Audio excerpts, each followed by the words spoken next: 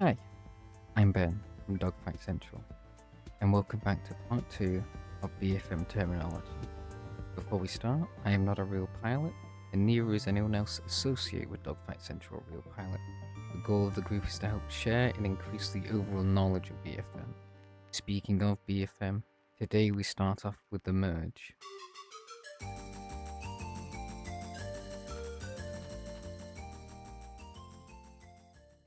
So, what is a merge? Well, a merge occurs when two aircraft pass each other's 3-9 line. This can happen from any direction or aspect. Simply put, if you've passed each other, you have then merged. In an organized setting, a merge is used to dictate the start of a dogfight. Now, moving on from the merge, we shall explain what lift vector is.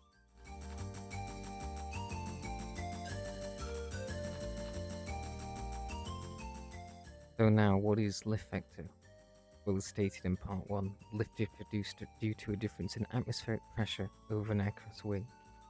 The lift vector is the direction that this lift is being produced. I like to imagine the lift vector as an invisible arrow sticking out the top of your canopy. Moving on from lift vector, we shall talk about line of sight. Line of sight can help in telling you if you're winning or losing a dogfight. Line of sight, simply put, is being able to keep sight of an opponent, observing their range and aspect in relation to you. From there you can tell if you are winning or losing the dogfight, winning or losing cues.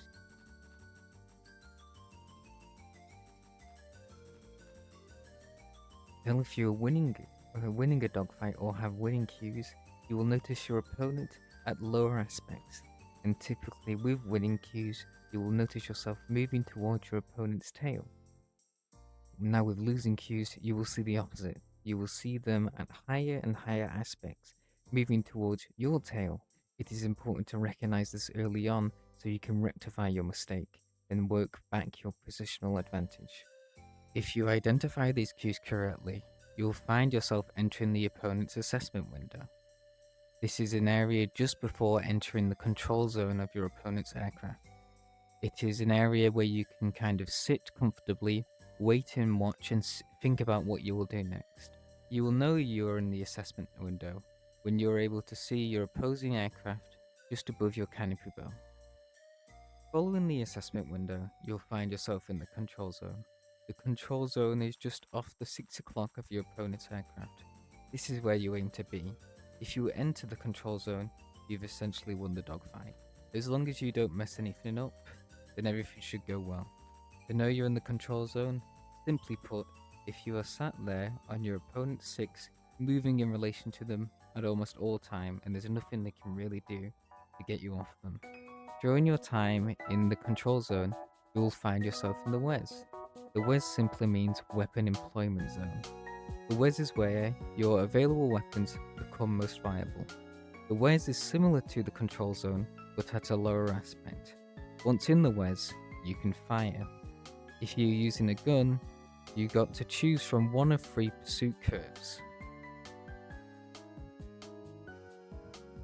First of these 3 pursuit curves is lead pursuit. Lead pursuit is simply where you pull your nose in front of your opponent's aircraft. This will cause an increase in aspect and enclosure. And when going for a gun kill, you typically pull lead, aiming for where they're going to be instead of where they currently are. Now for lag pursuit. Lag pursuit is the opposite of lead pursuit. This is where you pull your aircraft's nose onto their tail.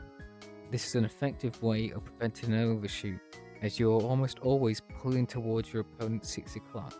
Bear in mind, when you're in lag pursuit, you will not be able to deploy your guns. Now, lastly, pure pursuit. Pure pursuit is where you place your nose onto the opponent's aircraft, not pulling any lead or lag, simply just following the opponent as precisely as possible. Once again, you may not be able to use your guns in this situation unless the gun is tilted at an upwards angle. That should be it for part 2 BFM terminology. I hope you all had fun watching the video, as much fun as I did making the video. Thank you to everyone who helped out in the making of this video, and I hope to see you all next time.